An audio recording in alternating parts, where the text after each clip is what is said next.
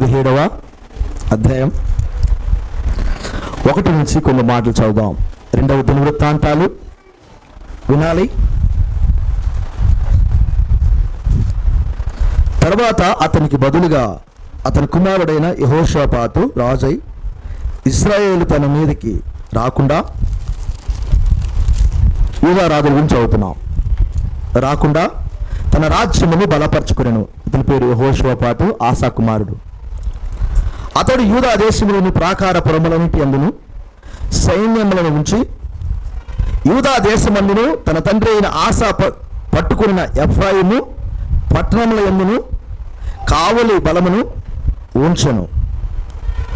యెహోవా అతనికి సహాయుడు ఉండగా యెహోషాపాతు తన తండ్రి అయిన దావీదు ప్రారంభ దినములలో నడిచిన మార్గమందు నడుచుచు బయలుదేవతను ఆశ్రయింపగా తన తండ్రి దేవుని ఆశ్రయించుచు, యెహోవాను ఆశ్రయించుచు, ఇశ్రాయేలు వారి చర్యలను వెంబడింపక ఇశ్రాయేలు రాజులలాగా అతను చేయక వారి యొక్క చర్యను వెంబడించక ఆయన ఆజ్ఞలను అనుసరించి నడిచెను.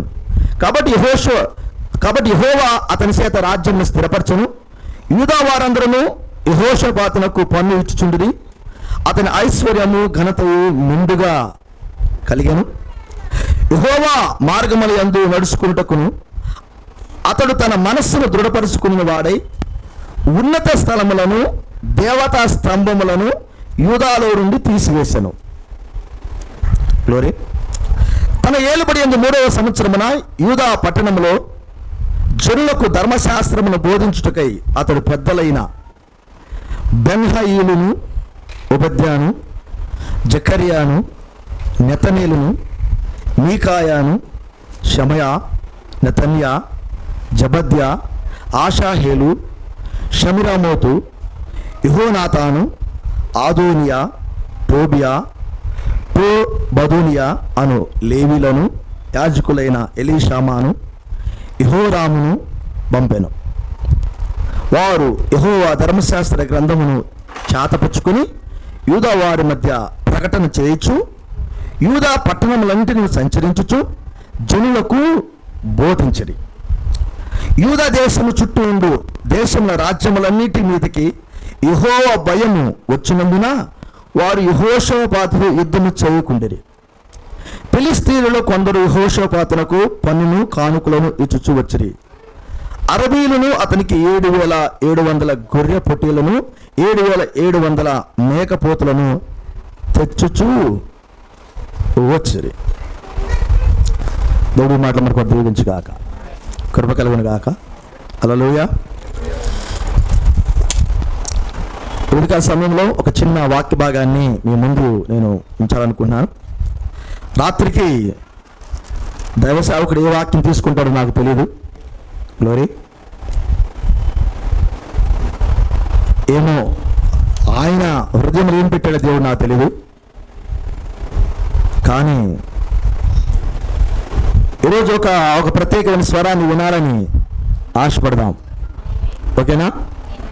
ఒక ప్రత్యేకమైన స్వరాన్ని వినాలని ఆశపడదామా? సిద్ధంగా ఉన్నారా? దేవుడు ఎప్పుడు తన ప్రజల దగ్గర తన ప్రజల యొక్క సమ్మతిని కోరతాడు. దేవుడు ప్రజల సమ్మతిని కోరతాడు. అంటే ఆరాధన చేయటానికి, లేకపోతే నాతో నడవటానికి, నా మాటలు వినటానికి నీకు ఇష్టమేనా సమ్మతి కోరతాడు. అర్థమైంది మాట? అందుకని బైబిల్ ఈ మాట రాయబడుతుంది, సమ్మతి లేకుండా ఇద్దరు కూడి నడుపురా. అంటే ఇప్పుడు దేవుడితో నడిచేదానికి ఏముండాలి? ఇప్పుడు నీకు సమ్మతి ఉండాలి. వాక్యం వినేదానికి ఏముండాలి? సమ్మతి ఉండాలి. ఆరాధన చేయడానికి సమ్మతి ఉండాలి. అంటే ఇప్పుడు దేవుడితో నడవాలన్నా, ఆరాధన చేయాలన్నా, గ్రంథం చదవాలన్నా, వినాలన్నా దేవునితో మన ఏకీభవం ఉండాలి. మనము ఏకీభవించేటట్టు ఉండాలి. దాన్ని సమ్మతి అంటాం. అంటే మన సమ్మతిని తెలియజేయాలి. ఎస్, నేను రెడీగా ఉన్నా, అది సమ్మతి. ఎక్కడ ఉన్నారా? కృప కలుగును గాక.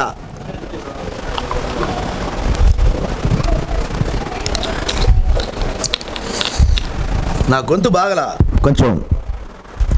నేను ఆదివారం రోజు నాకు ఎక్కువగా కేకేసాను, నా గొంతు కొంచెం నొప్పి పట్టింది. పెళ్లిలా నుంచి భాస్కర్ ఆయన వచ్చారు, ఆయన గారికి వేదికని ఇద్దామని అంత రెడీ చేశా. ఆయన చిన్న కన్ను చుక్కడం చూపించుకోవడానికి వెళ్ళాడు. పెందలాడు వస్తే ఆయనకి ఇద్దామని కొంచెం పాటలు పాడుతా ఉన్నాను నేను. ఆయన గారికి ఇచ్చి ఉద్దుపక్షరాజుని కొన్ని కేకలు అయిపోద్దామని రెడీ చేశాను. ఇప్పుడు కూడా ఫోన్ చేశాను, ఇప్పుడు వెళ్ళారంట లోపలికి. సరే గారు మీరు కానివ్వండి అన్నాడు. ఏదైనా వస్తే 2 మాటలు గొప్ప సేవకులు వారు, పెద్దలు, ఆయన అనుభవం కలిగిన వారు కాబట్టి కొద్ది మాటలు వారు మాట్లాడతారని నేను అలా ఆశించాను. చూద్దాం దేవుడి చిత్తం అయితే. ఓకేనా? కృప కలుగును గాక. వాక్యం వినేదానికి మన సమ్మతి ఉండాలి. ఎక్కడ ఉన్నారా? ఏ రమేషే, ఏది పట్టపోగలు నిద్రపోతున్నావు?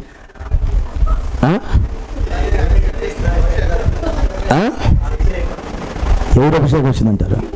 ప్రభువును దీవించు గాక, కృప కలిగిన గాక. రైట్. పాప ఈ మధ్య బాగా పనులు చేస్తున్నారు. వాళ్ళ అమ్మ వాళ్ళ నాన్న మోషే, తండ్రి కొడుకులు ఇద్దరు కష్టపడతారు, బాగా పనులు చేస్తున్నారు వాళ్ళు. అందుకే అలసిపోయినప్పుడు శరీరాలు విశ్రాంతి కోరుతాయి కదా. అందుకే రాత్రి అడుగుతున్నాను, నాకు కూడా బట్టి పడినప్పుడు పిల్లవా నేను కూడా వస్తాను చెప్పా. కొంచెం అలసిపోతే చక్కగా నిద్ర పట్టింది. లేలుగా. ఎందుకంటే ఆ పనులు కూడా చేసిన రోజులు ఉన్నాయి, మట్టి పనులు కూడా చేసిన రోజులు ఉన్నాయి. రాత్రి చవితిని గుర్తొచ్చినాయి నాకు, అందుకే చెప్పా నన్ను కూడా పిలవాయని. తప్పేం కాదు పని చేయటం, తప్పు కాదుగా, చేసుకోవాలి. ఎప్పుడైనా మనం కష్టపడాలి, ఎందుకంటే మన కష్టాన్ని నమ్ముకోవాలి. కష్టపడి చేతనైన పనులు కష్టపడి చేసుకోవాలి. చక్కగా మనం కుటుంబాన్ని కట్టుకోవాలి. ఒకరి మీద ఆధారపడకుండా చక్కని క్రైస్తవ్యాన్ని మనము డెవలప్ చేసుకోవాలి. ఏ పనైనా చేసుకో, కష్టపడు, నీ కుటుంబాన్ని నువ్వు పోషించుకోమంటాడు. ఏ పని చేసుకున్నా దేవుడు ఉంది. శ్రద్ధగా ఏ పని చేసినా అందులో ఆశీర్వాదాలు దొరుకుతున్నాడు ప్రభువారు. ఏ పనైనా శ్రద్ధగా చేసుకో, చక్కగా దేవుడు నిన్ను దీవిస్తాడు. అది ప్రతి ఒక్కరూ కలిగి ఉండాలి. అందరూ ఒక పని చేయలేము. నీకు ఇవ్వబడిన పనులను శ్రద్ధగా చేసుకుంటే దేవుడు మనకు ఆశీర్వాదాలు ఇస్తాడు. చక్కగా మనము మన పిల్లలము తినగా సమృద్ధైన ఆహారం మిగిలిద్ది, ఇతరులు కూడా పెట్టగలం మనం. అలాంటి మంచి జీవితం జీవిస్తే అప్పుడు దేవుడి దగ్గర కూడా మనకు ఫలాలు దొరుకుతాయి. ఏమన్? కాబట్టి దేవుని యొక్క వాక్యం వినేదానికి సమ్మతిద్దామా? నిజమేనా? నిజంగా నాకు గొంతు సరిగా లేదు. నేను అందుకని ఇందాక మీతో కలిసి పాటలు పడేలోపు ఈయన వస్తాడేమో, ఆయన మైక్ ఇచ్చి కూర్చున్నాడని నేను చూస్తా ఉన్నా ఆయన కోసం. Glory to God. హల్లెలూయా. ఆయన గొప్ప పెద్దవారు, అందుకని ఆయన మాట్లాడాలని ఆశించాను నేను ఈరోజు. చూద్దాం. ఆమేన్. హల్లెలూయా. ఈరోజు నా ఒక ప్రత్యేకమైన వ్యక్తిని నేను చదివాను. ఈయన ఒక రాజు. ఇతని పేరు ఏంటంటే యెహోషాపాతు. ఇతని పేరు చదవగానే చాలా ఉన్నతమైన గొప్ప ఈయన కార్యాలు చాలా ఉన్నాయి. ఈయన కూడా ఇతను ఆశా కుమారుడు. పోయిన వారం మన ఆదివారం ఆశ గురించి విన్నాం కదా. ఆశ అభిరామ్ యొక్క కుమారుడు ఆశ. ఓకేనా? ఇలాంటి యూదా రాజులు. ఆశ తన కుమారుడైన యెహోషాపాతుకి రాజ్యాన్ని అప్పగించినప్పుడు ఇతను చేసిన పని ఏంటంటే, తన రాజ్యాన్ని ముందు చక్కబెట్టుకున్నాడు. అంటే చుట్టూ ఉన్న శత్రువులు తన ఎద్దకు రాకుండా జాగ్రత్త వహించాడు. ఈయన చేసిన ఒక పని. వాటన్నిటినీ ఎక్కడెక్కడైతే శత్రువులు రాగలరో అదంతా చక్కబెట్టుకున్నాడు. ఆయన మంచి కావల వారిని లేకపోతే పనివారిని పెట్టుకున్నాడు. తన యొక్క రాజ్యాన్ని స్థిరపరచుకున్నాడు. ఆమేన్. Glory to God. గ్లోరీ హల్లెలూయా. పాస్కర్ చేరేనా? ఇక్కడ కూర్చోబడతా, అదే కూర్చో. చేతి లేకపోతే గ్లోరీ టు గాడ్. హల్లెలూయా.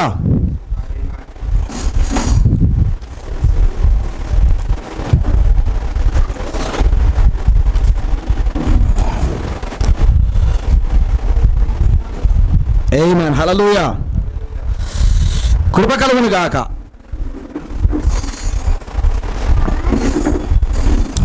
ఓకేనా? హల్లెలూయా. చదువు. ఈయన రాజ్యంలో ఇక్కడే ఉన్నారా?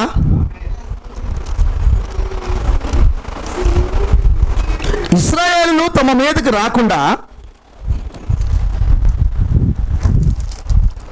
తన రాజ్యమును బలపరుచుకున్నాడు. ఈ మాట చాలా అద్భుతంగా ఉంది. విన్న వాక్యం. ఓకే, మొదటిగా అక్షరాలు వెళ్దాం. హల్లెలూయా. హల్లెలూయా. తన రాజ్యమును బలపరుచుకున్నాడు అని ఉంది ఒక మాట. ఇక్కడ నేను చదివించాను కాబట్టి జస్ట్ దీన్ని చెప్పి నేను తర్వాత అయ్యగారికి సమయిద్దాం. ఇంతవరకు చెప్తాను కొద్ది మాటలు. యెహోషాపాతు రాజైన ఇశ్రాయేలు తన మీదకి రాకుండా తన రాజ్యమును బలపరుచుకున్నాడు యెహోషాపాతు. ఈ మాట చాలా అద్భుతమైన మాట. విన్నారా? చూడండి, తన రాజ్యాన్ని బలపరుచుకున్నాడు. ఈ మాట మీకు ఎంతమందికి అర్థమైందో కానీ నాకు తెలియదు. కానీ రాజ్యము అనగా ఆయనకి ఇవ్వబడిన ఒక దేశము, ఆయన పరిపాలన ఆయన ఇచ్చాడు. దాన్ని శత్రువులు తన దగ్గరికి రాకుండా బలపరుచుకున్నాడు. ఈరోజు దేవాది దేవుడు మీకు కూడా ఇచ్చాడు. అయ్యా లోపల బానేండి మాట. ఈరోజు కూడా దేవుడు నీకు ఆ రాజ్యాన్ని ఇచ్చాడు. ఇచ్చాడా? రాత్రి నేను చదివాను, నీ రాజ్యము వచ్చునుగాక. చదివాను రాత్రి, నీ రాజ్యము వచ్చునుగాక. పరలోక రాజ్య ప్రార్థనలో ఆయన మాట్లాడిన మాట. ఇలా ప్రార్థన చేయండి అని. రాజ్యము వచ్చిందా? వచ్చిందా? ఆల్రెడీ వచ్చింది. నీ రాజ్యము మాకు వచ్చునుగాక, మన లోపలకు వచ్చునుగాక. వచ్చిందా రాజ్యము? ఆయన రాజ్యమే వాక్యము, ఆయన రాజ్యమే పరిశుద్ధాత్మ. ఆయన వచ్చునుగాక. సమ్మతి కలిగిన వారు, హృదయాన్ని సిద్ధపరచుకున్న వారు, ఈ శరీరాన్ని ఆయనకు అప్పగించిన వారు అనే మాట ఏంటంటే నీ రాజ్యము వచ్చునుగాక. ఆల్రెడీ వచ్చేసింది. ఇది మన డ్యూటీ ఏదో తెలిసిన, దీనిని కాపాడుకునే డ్యూటీ. యెహోషాపాతు గారు చేసిన పని అది. తన రాజ్యమును కాపాడుకోవడానికి, శత్రువులు లోపలికి రాకుండా తన రాజ్యాన్ని కాపాడుకున్నాడు, బలపరుచుకున్నాడు అని ఉంది. శత్రువులు ఎవరు రావడానికి లేదు. ఈరోజు దేవాది దేవుడు వాక్యం నీకు ఇచ్చాడు. అది నీ లోపల పెట్టబడింది. అది పరలోక రాజ్యం, అది నిత్యజీవం. అది ఈ లోకానికి తీర్పునిచ్చే వాక్యాన్ని దేవాది దేవుడు నీ లోపల పెట్టాడు. అట్లయితే ఆ వాక్యము నీ లోపల నుండి బయటికి పోకుండా, శత్రువు లోపలికి రాకుండా, వాక్యం బయటికి పోకుండా, శత్రువు లోపలికి రాకుండా నీ శరీరాన్ని కాపాడుకోవాల్సిన బాధ్యత నీకున్నది. ఈ కూటాలు ఏంటో తెలిసినా? ఈ కూటాలకు ఉద్దేశం ఏంటి? నీలో ఉన్న ఆ రాజ్యమైన ఆ దేవదేవుని యొక్క వాక్యంని స్థిరపరచుకోవడానికి, శత్రువు లోపలికి రాకుండా కట్టుదిట్టం చేసుకోవటానికి, మరొకసారి నువ్వు చూసుకోవటానికి, ఏంది నువ్వేమై ఉన్నావో నువ్వు ఆలోచింపజేయటానికి, దేవుని స్వరం వినిపించేదానికి ఈ కూటాలు. వాక్యం విన్న తర్వాత నువ్వు భద్రతా స్థలంలో ఉన్నావా లేదా? అంతేనా? గుర్తుంచుకోండి, జ్ఞానముతో వాక్యం వింటే అది ఎక్కడ వదిలిపెడతావు, వెళ్ళిపోతావు. జీవితం లేదు, క్రైస్తవ జీవితం లేదు. బుర్రకి నేను చెప్పాను, ప్రభరాత్రి బోధనలో చెప్పాను ఒక మాట. మనము ఒక తల కింద ఐక్యమవుతున్నాం. అవునా? జ్ఞానము కింద ఐక్యము కావట్లేదు, డబ్బుల కింద ఐక్యము కావట్లేదు. ఓకేనా? ఆయన తల కింద ఐక్యమవుతున్నాం. Praise the lord. ఇప్పుడు ఎలా అంటే అది జ్ఞానము కాదు, అది సంపూర్ణమైన వాక్యము కింద మనం ఐక్యమవుతా ఉన్నాం. ఇప్పుడు మనం ఆ ఐక్యతకు వస్తున్నాం. ఆ ఐక్యతకు వస్తున్నామంటే అర్థం ఏంటంటే నిన్ను నీవు భద్రం చేసుకుంటున్నావు. నిన్ను భద్రం చేసుకు. యెహోషాపాతు గారు తన రాజ్యాన్ని భద్రం చేసుకున్నాడు. తర్వాత ఆయన ఏం చేశాడు ఒక మాట, అది కూడా చదువుతాను నేను. చాలా చక్కటి మాటలు చదివి నేను ఏకర సమయం అనుకున్నాను. అతడు యూదా దేశమును ప్రాకారము పురములంటి ఎందును సైన్యములను ఉంచి యూదా దేశము అందు తన తండ్రి అయిన ఆశ పట్టుకున్న ఎఫ్రాయిము పట్టణములను కావలు బలములను ఉంచను. వాళ్ళ నాన్నగారు సంపాదించిన సంపాదన ఏదైతే ఉన్నదో దానంతటిని భద్రం చేసుకున్నాడు. అసలు ఆ యూదా పురములన్నిటిలో ప్రతి పట్టణములో అతని కావల వారిని పెట్టుకున్నాడు. అంటే తన దేశాన్ని భద్రతలో ఉంచుకున్నాడు. ఏమాన్, తన దేశాన్ని భద్రతలో ఉంచుకున్నాడు. చాలా మెలకువగా ఉన్నాడు. అంటే ఒక రాజుకు ఉండాల్సిన లక్షణం ఏంటంటే తన దేశాన్ని భద్రతలో ఉంచుకోవాలి, తన ప్రజలను భద్రతలో ఉంచుకోవాలి, తన ప్రజల యొక్క క్షేమాలను చక్కగా చూడగలిగి ఉండాలి. వారి ఎట్టి స్థితిలో కూడా వారి యొక్క అవసరతలు తీర్చేవాడిగా ఒక రాజు ఉండాలి. ఆ భద్రత ఆయనంతా చేసుకున్నాడు యెహోషాపాతు. అయితే ఇశ్రాయేలు వారికి ధనము కానీ బలము కానీ ఆ దేశంలో కావలసిన వర్షాలు కావచ్చు, ఆ దేశానికి కావలసిన వనరులు ఏదైతే అవసరమో అవన్నీ వాళ్ళ జ్ఞానము కంటే కూడా దేవుడి మీదే ఆధారపడతారు వారు. అది ఇజ్రాయెల్ దేశానికి ఉన్న గొప్పతనం. ఇజ్రాయెల్ దేశం గొప్పతనం ఏంటంటే వాళ్ళ యొక్క అవసరతలన్నీ మనిషి మీద కంటే కూడా వాళ్ళ అవసరతల కోసం దేవుడి మీద ఆధారపడతారు. అలాంటి హృదయాలు ఆ దేశంలో ఉన్న వారికి ఉంటాయి. లోరీ మీరు కానీ ప్రతి దేశం గురించి యూట్యూబ్లో ఆ దేశం యొక్క నిజాలు అని చెప్తూ ఉంటారు. ఆ దేశం యొక్క ఫ్యాక్ట్స్ అని నిజాలు అని చెప్తూ ఉంటారు. ఆ దేశంలో 10 నిజాలు 20 నిజాలని యూట్యూబ్లో పెడతా ఉంటారు వాళ్ళు. ఆ దేశం గురించి కొద్దిగా చెబుతూ ఉంటారు అనమాట. అలా అన్ని దేశాల గురించి చెప్తూ ఉంటారు, ప్రతి దేశం గురించి చెప్తూ ఉంటాడు. మీరు ఇజ్రాయెల్ దేశం గురించి కానీ ఒకసారిగా వింటే, ఇజ్రాయెల్ దేశం గురించి మీరు వినండి. అప్పుడు ఇజ్రాయెల్ దేశంలో కొన్ని గొప్ప విషయాలు చెప్తారు వాళ్ళు. ప్రతి దేశం గురించి చెప్తారు. మీరు వినండి ఇజ్రాయెల్ దేశం గొప్పతనం ఏమింటే ఇజ్రాయెల్ దేశం గురించి ఉంటే ఒకవేళ హల్లెలూయా. ఒక మాట ఏమిటంటే మీరు వాళ్ళ దేశంలో ఇజ్రాయెల్ దేశంలో వాళ్ళ దేవుడి మీద వాళ్ళకి విశ్వాసం ఎక్కువ. ఎవరి మీద? వాళ్ళ దేవుడి మీద వాళ్ళకి విశ్వాసము ఎక్కువ. చిన్నపిల్లల కాడ నుంచి పెద్దవాళ్ళ దాకా వాళ్ళ దేవుడి మీద వాళ్ళకి విశ్వాసము ఎక్కువ. అంటే అది ఎలా ఉంటుందంటే వాళ్ళ దేవుడిని తప్ప ఇంకొక దేవుడిని వాళ్ళు ఆరాధన చేయరు. అది వాళ్ళ దేశం ఒక గొప్పతనం. చాలా ఉంది, టెక్నాలజీగా చాలా ఉంది వాళ్ళ దగ్గర.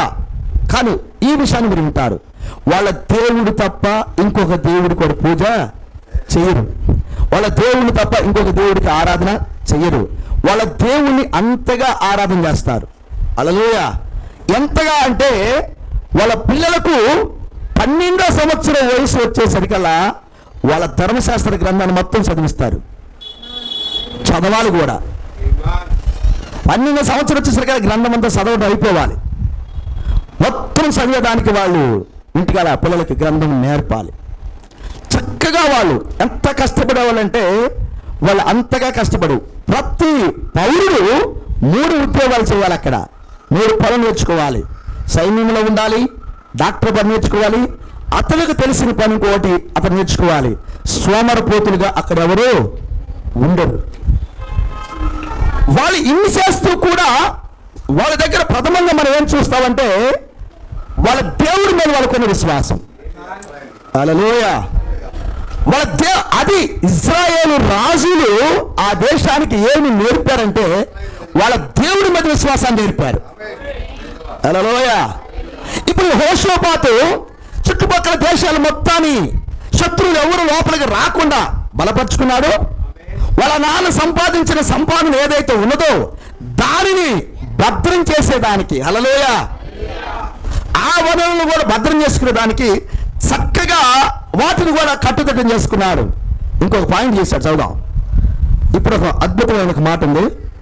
ఈ మాట కాడ మనం కొంచెం లోపలికి వెళ్దాం. గట్టిగా 3వ వాక్యం 17వ అధ్యాయం 2వ దినవృత్తాంతాలు మూడో వాక్యం చదువుతున్నాం. యెహోవా అతనికి సహాయుడై ఉండగా. ఏమాన్ ఏయా ఏది స్థపనేది యెహోవా. ఓకే, యెహోవా అతనికి సహాయుడై ఉండగా. యెహోషాపాతు తన తండ్రి అయిన దావీదు ప్రారంభ దినములలో నడిచిన మార్గమందు నడుచుచు. ఈ మాట చాలా బాగా నచ్చింది నాకు. మిమ్మల్ని ఒకసారి మళ్ళీ ప్రారంభ దినాలకి తీసుకెళ్తున్నాం. ఎక్కడికి? ప్రారంభ దినాలకి. ఈ వాడు ఆయన ప్రభువారు ఎంత బాగా రాశాడంటే నాకు చదివేటప్పుడే ఎంత బాగుంది మాట. మళ్ళా చదువుతా. యెహోవా అతనికి సహాయుడై ఉండగా. ఒక వ్యక్తికి దేవుడు సహాయకుడు ఉండకుండా అతని వాక్యాన్ని ఎన్నడూ వినలేడు. ఒక వ్యక్తికి సహాయకుడుగా దేవుడు లేకపోతే వాక్యాన్ని నేర్చుకోలేడు. ఒక వ్యక్తికి దేవుడు సహాయుడు అయితేనే ఎక్కడ ఉన్నా అతని వాక్యం ఉండటానికి ఇష్టపడతాడు. ఏ ప్రాంతంలో ఉన్నా అతని వాక్యంలో ఉండటానికి ఇష్టపడతాడు. మన సౌందర్యము ఏంటంటే వాక్యం. మన గొప్పతనం ఏంటంటే వాక్యం. లోరిటుగా పరమగీతాలు అంటాడు, స్త్రీలలో అధిక సుందరవగు దాన. ఈ అధిక సుందరితనం ఎక్కడి నుంచి వచ్చింది? స్త్రీలలో అధిక సుందరవగు దాన. హల్లెలూయా. చూడు ఎంత ఆయన ఎంత బాగా ఆ మాట. స్త్రీలలోనే అధిక సుందరవగు దాన. ఎక్కడ సౌందర్యం నీకు అసలు? గ్లోరీటుగా ఆయన అంటాడు స్త్రీలలో అధిక సుందరవగు దాన. అంటే ప్రపంచంలో ఉన్న స్త్రీలవు హల్లెలూయా వాళ్ళందరికంటే అధిక సుందరమే నువ్వు. ఎవరు? అనేకమైన స్త్రీలు అనగా సంఘములలో. స్త్రీలంటే సంఘాలకు పోల్చాడు. సంఘములలో అధిక సుందరవగు సంఘమా. హల్లెలూయా. సంఘములలోని అధిక సుందరమగు సంఘమా. Glory to God. హల్లెలూయా. ఈ మాటలు మనం చాలా నేర్చుకున్నాం ఆ మాటలు. కానీ ఆయన ఒక మాట ప్రైజ్ ది లార్డ్. హల్లెలూయా. ఇంకొక మాట అంటాడు రాజకుమార పుత్రిక. ఈ వాడు కూడా వాడతాడు ఆయన ప్రభువారు ఆ స్త్రీని. రాజకుమార పుత్రిక, నీ పాదరక్షలతో నీవెంత అందముగా నడుచుతున్నావు. నీ పాదరక్షలతో నువ్వెంత అందముగా నడుచున్నావు. పాదరక్షలు అంటే హై హీల్స్ కాదు. హల్లెలూయా. పాదరక్షణ చెప్పులు. నువ్వు హై హీల్స్ చేసుకుని నడిచేది కాదు. హై హీల్స్ చేసుకుని నడుతారు వయ్యారంగా. క్యాట్ వాక్ అని అవుతుంది కదా. క్యాట్ వాక్ అంటారు కానీ ఏమి అది నడక నడుపుతారు వాళ్ళు. ఆ క్యాట్ వాక్ అంటారు దాన్ని. ఆ నడక ఎట్లా ఉంటుందంటే వాళ్ళకి ఏడబడతారో తిరిగి వాళ్ళకి. కారణం ఏంటంటే హై హీల్స్ అనమాట. వెనకాల అంత ఎత్తి ఉంటుంది అనమాట. అంత ఎత్తి వెంటనే నడిచినట్టు నడుపుతూ ఉంటుంది అనమాట. హల్లెలూయా. వాళ్ళ గురించి కాదు ఇది అంటుంది. హల్లెలూయా. స్త్రీలలో అతిక సుందరమగు దాన రాజకుమార పుత్రిక, నీ పాదరక్షలతో నువ్వెంత అందముగా నడుచుచున్నావు. ఏమిటి ఆ పాదరక్షలు అంటే? దేవుణ్ణి ఆరాధన చేయటానికి ఉన్న సిద్ధ మనసు. అది పాదరక్షలు అంటే. దేవుణ్ణి స్తుతించడానికి ఉన్న సిద్ధ మనసు, దేవుడు పని చేయడానికి సిద్ధ మనసు, బైబిల్ చదవడానికి సిద్ధ మనసు, సువార్త కోటానికి వెళ్ళడానికి సిద్ధ మనసు, సువార్త కోటను జరపడానికి సిద్ధ మనసు. అది పాదరక్షలు. నువ్వెంత అందంగా నడుచుచున్నావు. రాజకుమారా పుత్రిక, రాజకుమారుడు నువ్వు, రాజకుమార్తెవు నువ్వు. రాజకుమారుడు రాజకుమార్తె, రాజకుమారుడు రాజకుమార్తెగానే ఉంటారు. ఒకవేళ నువ్వు రాజకుమారుడు అయితే నువ్వు రాజకుమారుడు ఆలోచన నీ లోపల నుంచి పోవు. నువ్వు ఎక్కడైనా రాజకుమారుడుగానే ఉంటావు.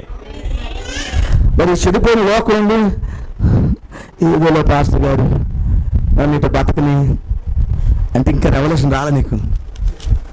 నేను ఇప్పుడు ఒక మాట చెబుతుంటా మీకు. నేను ఎక్కడికి వెళ్ళినా కానీ ఇవాళ కాదు, స్టార్టింగ్లో పిల్లలు ఉన్నారు, సాంబశ్వర ఇల్లు ఉన్నారు మాకు స్టార్టింగ్లో పిల్లలు, మీ అందరికంటే ముందున్నారు ఇల్లు.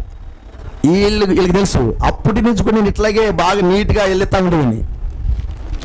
ఏమీ లేనప్పుడే, సరైన ఆహారం లేనప్పుడే 6 నెలలు అద్దె కడతానికి డబ్బులు లేవు. ఎంత తెలుసా 300 అద్దె 6 నెలలు కట్ల. చెప్పు పరిస్థితి ఎట్టుందో. పాపం ఆ తల్లి గారు మహాతల్లి కాబట్టి అడగల, 6 నెలలు అడగలామా. 6 నెలలు అద్దె ఒక్కరోజు వచ్చింది దేవుడు, ఒక్కరోజు తీసుకొచ్చిండు 6 నెలలు అద్దె. ఆయన ఇవ్వటం తీసుకెళ్ళి ఆమెకి ఇవ్వటం లేదు. ఆ రోజు కూడా నేను ఎక్కడికి వెళ్ళి నీట్గా టైప్ చేసుకొని చక్కగా వెళ్ళేది. వీళ్ళకి ఎంత ఉందో ఏది ఉందో అన్నట్టు ఉండేది, ఏముండదు.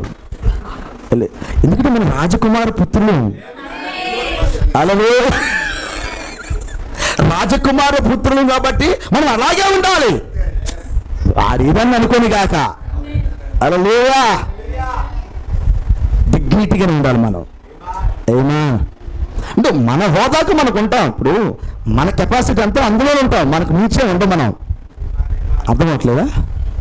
మనకి ఎంత హోదా ఇది మనకు సరిపోతుంది అక్కడే ఉండాలి. మనకి మించి మరలా ఏకలు తోకలు పెట్టుకోవాల్సిన అవసరం ఏమీ లేదు. అలలేవా టచ్ చేసుకొని నువ్వంత అలాంటి అనవసరం లేదు. మనకి ఎంత ఉందో అంత ఉంటే చాలు, మనకున్న దాంట్లోనే. అలలోయ ఇప్పుడు కొంతమంది బాగా చదువుకుంటారు, చదువుకునే వాళ్ళు ఆగుంటారు, వాళ్ళు బాగా చదువుకుని ఉంటారు, వాళ్ళు డిగ్రీలు చేసి పీజీలు చేసి ఉంటారు, వాళ్ళు తగ్గించుకొని మాట్లాడుతూ ఉంటారు. ఏముండదు వాడి దగ్గర, వాడు తగ్గి చేసుకొని వాడు ఏదో మాట్లాడుతూ ఉంటాడు. సమాజంలో చూస్తూ ఉంటాం మనం.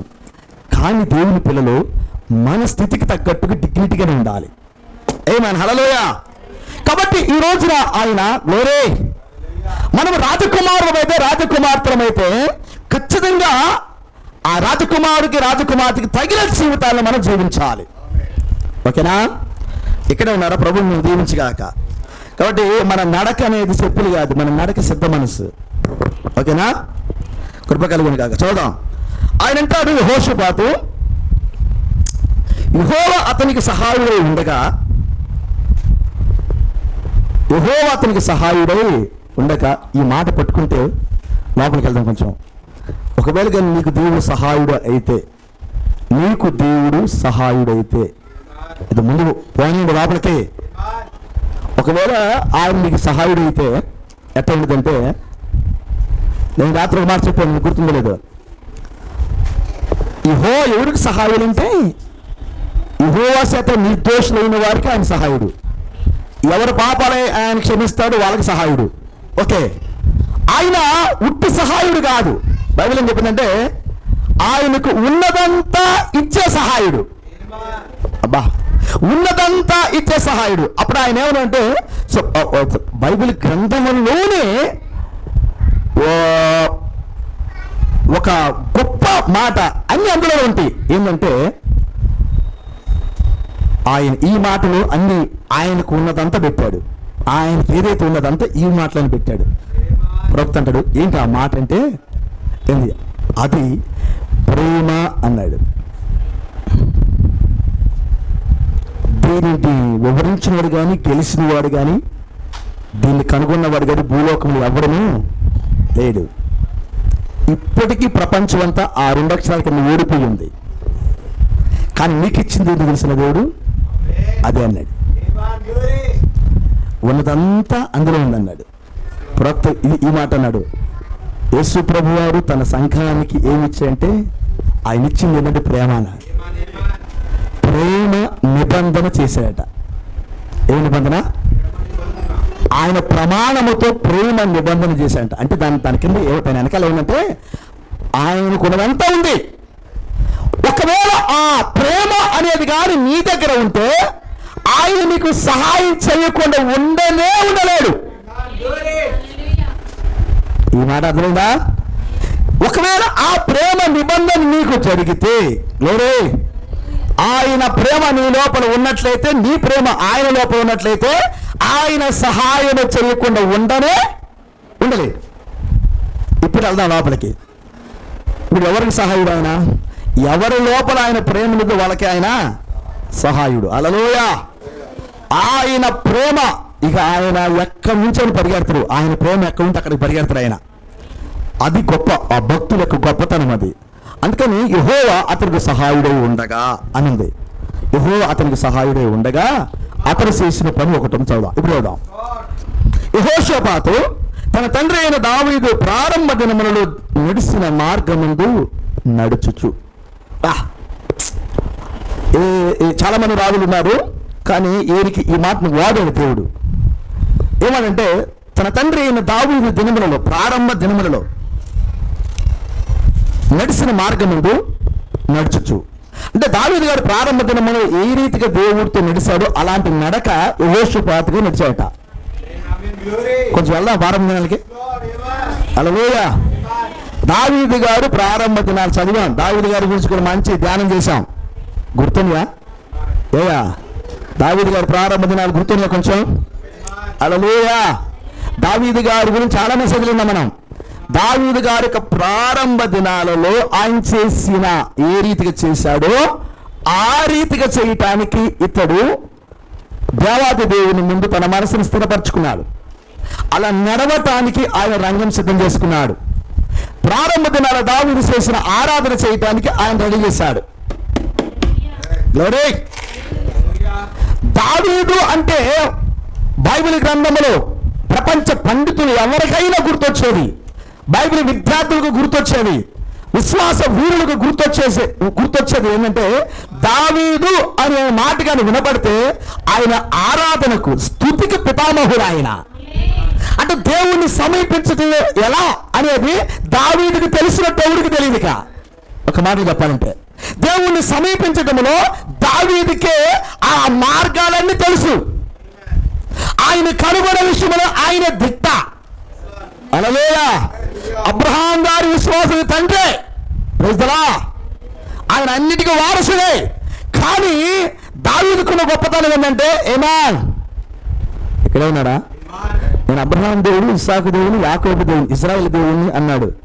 ఇంకొక వ్యక్తి గురించి కూడా ఆయన బైబిల్లో అంటే నేను దావీదు దేవుని కూడా అన్నాడు. ముందు మోషే అన్నాడు. మోషే గారు కూడా మాట్లాడారు, నేను మోషే గారి దేవుని అన్నా, కానీ దావీదు దేవుని అన్నాడు ఆయన.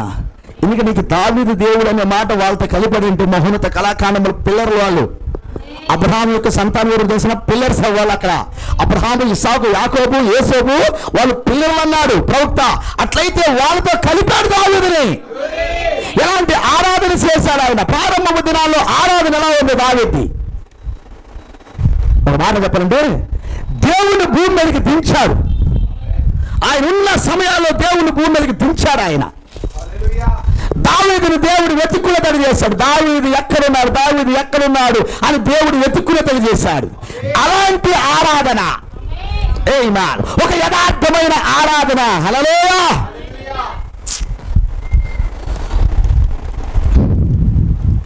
ఇజ్రాయెల్ దేశం అంతా ఒక రోజున ఇజ్రాయెల్ దేశం అంతా వెతికారు.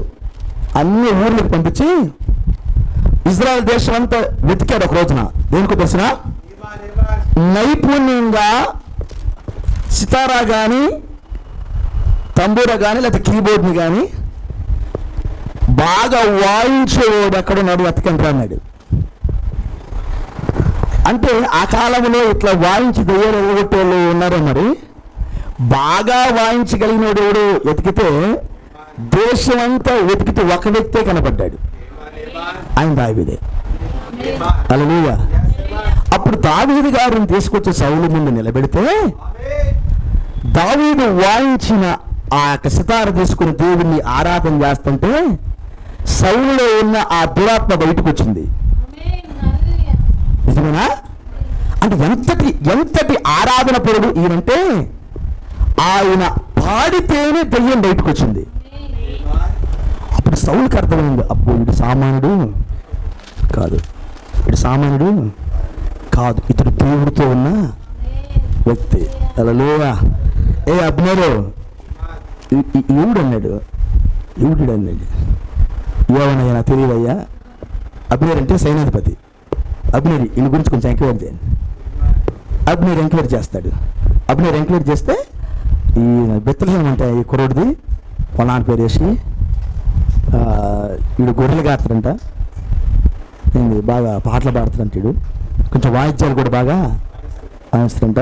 వాయించడం అట్ట ఇటు వాయించడం ఏంది, అది నాకున్న దయ్యం కూడా పోయింది. చమత్కారంగా వాయిస్తున్నాడు. హల్లెలూయా. ఆయన వాయిస్తుంటే నాలో ఉన్న దయ్యం బయటకు వచ్చిందంటే మామూలు వాయిద్యగాడు కాడు. హల్లెలూయా. అంతేనా అబ్నేరు? నిజమేనండి, నిజమే అన్నాడు. అప్పుడు దేవుడు అన్నట్టాడు, అరే సౌలా, దావీదుని నువ్వు చూడాల్సిన చాలా ఉండాలి, కొంచెం దూటిగా రండు. హల్లెలూయా. ఇప్పుడు ఎందుకంటే సౌలు ముందు ఆయన పిల్లాడు, ఎవరు? దావీదు పిల్లాడు. సౌలు పెద్ద పిల్లాడు, ఇప్పుడు ప్రారంభ దినాల్లో ఉన్నాడు. హల్లెలూయా. కొంచెం ఆగు దూటిగా ఆయన గురించి. అర్థమైందా? దావీదులో ఉన్న ఆ దేవాత దేవుడిని సూత్రులను కొంచెం ఆగు. కొంచెం కాలం ముందుకు వెళ్ళేసరికి ఇంటికి అల్లుడయ్యాడు, సౌలుకి అల్లుడయ్యాడు. హల్లెలూయా. ఇక ఇంట్లోనే ఉన్నాడు. ఆయన అన్నాడు, ఏడురా యెషయా కుమారుడు ఉంది, చేయరేంది, ఖాళీగా ఉంది, రాలేదేంది? కూర్చునేటప్పుడు ఆయన లేకుండా భోజనం చేయడేనా? ఎవరు? సౌలు గారు. డైనింగ్ టేబుల్ అందరు కూర్చుంటే దావీదు గారు కూర్చోవాలి, కొడుకు యోనాతాను కూర్చోవాలి, ఇంకా కొడుకులు ఉన్నారు ఆయనకి, వాళ్ళందరూ కూర్చోవాలి. మరి ఇద్దరు పిల్లలు ఉన్నారు, మీకాలు ఉంది, ఇంకొక ఆమె ఉంది, వాళ్ళు వచ్చి కూర్చోవాలి. అందరు కూర్చుంటే ఆయన చైర్ ఖాళీగా ఉంది. ఎవరిది? యెషయా కుమారుడైన దావీదు గారి చైర్ ఖాళీగా ఉంది. యోనాతాను తవ్వుతుంది. ఏంది యెషయా కుమారుడు కనపట్లేదు, ఏంది చైర్ ఏంది ఖాళీగా ఉన్నది? వాళ్ళ అన్న ఏదో కొంచెం ఏదో అక్కడ బలు నడిపిస్తున్నదంట, దానికోసం వెళ్ళాడులే. అవునా? Okay okay okay. హల్లెలూయా. చదువుకున్నాడు ఇదంతా. అంత ఎంక్వైరీ చేశాడు ఆయన గురించి. ఎందుకు తెలిసిన? ఏం మీద ప్రత్యేకత ఉన్నది. పాపం సౌలు చూడలేకపోయాడు అన్నింటినీ. అవి చూడకుండా సౌలుకి దెయ్యం పట్టింది. ఈ వ్యసనమని దెయ్యం పట్టింది, అసూయ అనే దెయ్యం పట్టింది. పాపం కుర్చీకెళ్ళి చూస్తున్నా తెలిసిన ఖాళీగా నేను వస్తే 2 ప్లేట్లు కొడుతామని. ఆయన ఆ సమయంలో అలాంటి ఆలోచనతో ఉన్నాడు. కుర్చీలో కూర్చుంటే ఏటి ఇసురుదాం అయిపోతాడు. ఇక్కడ నాకంటే గొప్పగా చెప్పుకుంటున్నాడు ఆయన్ని. అది ఆయనకు పట్టిన దయ్యం. కానీ అంతవరకు దావీదును ఆయన చూశాడు. కానీ అవతలకి వెళ్ళిన తర్వాత దావీదును దేవుడు ప్రపంచానికి చూపించాడు. దాన్ని రాస్తున్నాడు ఇక్కడ ఆయన. హల్లెలూయా. దావీదు ప్రారంభ దినములలో దేవుని ఏ రీతిగా ఆరాధన చేశాడు, ఆ రీతిగా యెహోషాపాతు తన దేశంలో ఆరాధన ప్రారంభం చేశాడు. ఇక్కడ కూర్చున్న వాళ్ళు మనందరూ కోరిక ఏంది చెప్పండి? ఏంది మన కోరిక? మీరందరూ కూర్చున్నారు, నేను ప్రయాసపడుతున్నావు. 2000 రూపాయలు తలా, ఒక 2000 రూపాయలు వేసుకుని పరిశుద్ధులు వస్తారు, వాళ్ళకు పరిచయం చేద్దాం, మంచి భోజనాలు వండి పెడదాం, అన్నీ చూద్దాం, తలా ఒక 2000 అని చెప్పుకున్నాం. ప్రయాసపడుతున్నాం, త్యాగాలు చేద్దాం అనుకుంటున్నాం. ఇదంతా ఎందుకు చేస్తున్నాం మనము? ఆ విలువైన ఆత్మను సంపాదించాలని, విలువైన ఆత్మైన మనం స్థిరపడాలని, దేవుని ఆరాధన చేయాలని, దేవునికి నమ్మకంగా ఉండాలని. హల్లెలూయా. అంటే ఒకవేళ యేసుక్రీస్తు ఆయన గారి భూమి మీదకి వస్తే మన వాక్యంగా మారి ఆయనతో పాటు వెళ్ళాలని, ఇవన్నీ సంపాదించుకునేదానికి ఇక్కడున్నా. ఇంకో మాట చెప్పాలంటే, నశించిపోయిన ఇంకెవరైనా ఆత్మలు ఉన్నారేమో వారిని సంపాదిద్దాం, వారికి జీవాన్ని అందిద్దాం, వారి స్వరమిన తడిచేద్దాం. హల్లెలూయా అనే గొప్ప ఆలోచనతో ఇది ప్రారంభం చేశాం ఈ కూటాన్ని. అంతేనా? ఈ ఆలోచన అండి. మనం చూస్తున్నాం, ఎవరు వింటారు ఈ స్వరం, ఎవరు వింటున్నారు ఈ స్వరం, కొత్త వాళ్ళు వచ్చి ఎవరు విన్నారు, అమ్మ ఒక ఆత్మ ఉంది, దేవుని స్తోత్రం, ఒక ఆత్మ దేవుడు రక్షింపబడుతుంది అని ఎంత ఆనందమో ఈ కూటం పెట్టిన తర్వాత ఉంటుంది మనకి. నిజమేనా? ఏ కూటం అర్థంగా పోయిందా? పోలా. దేవాది దేవుడు మిమ్మల్ని అందరినీ ఇలాగే సమకూర్చాడు కదా, ఆయా కోటాలో ఉన్న వాళ్ళు కదా మీరంతా. కాదా? కాదా? హల్లెలూయా. చాలా మంది విచిత్రంగా రక్షింపబడ్డ వారు ఉన్నారు మా చర్చిలో. అంటే అందరి చర్చిలు అలాగే ఉంటారు. ఏంది చుట్టమైతే దెయ్యమే పట్టుదంటే ఏదో సామెత ఉంది. కానీ ఇక్కడ అట్టందుకు దెయ్యాలు పట్టు, ఇక్కడ దేవుడు పట్టుకుంటాడు. హల్లెలూయా. ఇక్కడ ఊరికి చూసొద్దామని వచ్చామనుకో, ఇక్కడ దెయ్యం పట్టదు, ఇక్కడ దేవుడు పట్టుకుంటాడు. ఇక్కడ హల్లెలూయా. ఎందరో ఆయన పిల్లలను ఆయన ఆకర్షించి పట్టుకున్న రీతులు, అద్భుతాలు అందుకని ఈ రోజు ఒక వేదికను సిద్ధపరిచాం. హల్లెలూయా. కానీ యెహోషాపాతు గారు కూడా ఆ కాలంలో ఒక వేదికను సిద్ధపరిచాడు. అందుకే ఈ మాట చెప్పాను నేను. యెహోషాపాతు గారు కూడా ఒక ఆరాధనను ఆయన ఏమేం చేస్తున్నారంటే, కృప కలుగును గాక, ఎక్కడ ఉన్నారా, తన తండ్రి అయిన దావీదు ప్రారంభం దినమున నడిచిన మార్గమందు నడుచుచు ఆయన ఏం చేశారు తెలుసు? దావీదు గారు మీరు ప్రారంభ దినానికి వెళ్తే మీరేం చూస్తారు? దావీదు గారు ఏం చేశారు చెప్పండి. ఇప్పుడు ఎన్ని దావీదు గారు చేసినాయి? కొన్ని సంవత్సరాలు అరణ్యంలో పరిగెత్తాడు ఆయన. నిజమేనా? 600 మందికి ఇతడు కాబోయే రాజుని విశ్వాసాన్ని పుట్టించాడు తన ప్రవర్తనతో. కాబోయే రాజు ఇతనే, కాబోయే రాజు, మా దేశాన్ని పరిపాలన చేయడానికి రాబోతున్న రాజు ఇతనే అని సమూయేలు గారు అతని మీద తల మీద నూనె పోసిన నాటి నుండి అతను అడవుల్లోనికి సౌలు ద్వారా తరమబడితే ఆయన అడవుల్లోనే ఉంటూ ఒక యథార్థమైన హృదయముతో దేవుణ్ణి ఆరాధన చేయగా ఒక 600 మంది తనతో ఉన్నవారు. ఎవరు వాళ్ళు? ఇల్లు పెట్టినవారు. వాళ్ళ గురించి చెప్పారు కదా, మనం నేర్చుకున్నాం కదా. అప్పులు చేసిన వాళ్ళు, బాధలు పడుతున్న వాళ్ళు, సమాధానము లేని వాళ్ళు 600 మంది కుటుంబాలతో వచ్చారు, భార్యలతో. ఎక్కడికి? ఈయనతో అడవిలోకి వచ్చారు. వీళ్ళు అప్పులు చేసుకున్నారు, ఊర్లో వాళ్ళ ఇళ్ళలో సమాధానం లేదు, అనేక ఇబ్బందులు పడ్డారు వాళ్ళు. అలాంటి వారంతా కూడా ఈయనతో కలిసి 600 మంది కలిసారు అరణ్యములో. ఆ అరణ్యములో 600 మంది దావీదుని చూసినప్పుడు దావీదులో ఏం కనబడిందంటే, కాబోయే రాజు ఇతనే, ఇతను మమ్మల్ని పరిపాలన చేస్తాడు అని అతను విశ్వాసం ఉంచాడట. ఒక మాట అన్నాడు, ఆ 600 మందిలో ఊరియా ఒకడట. ఎవరు? బెత్షెబా యొక్క భర్త ఉన్నాడు కదా, ఊరియా. అతను యూదుడు కాదు, ఇశ్రాయేలు కాదు. హల్లెలూయా. ఆయన అన్యజనుడు. ఆ వ్యక్తి కూడా ఆకర్షింపబడి దావీదుతో కలిశాడు ఆయన.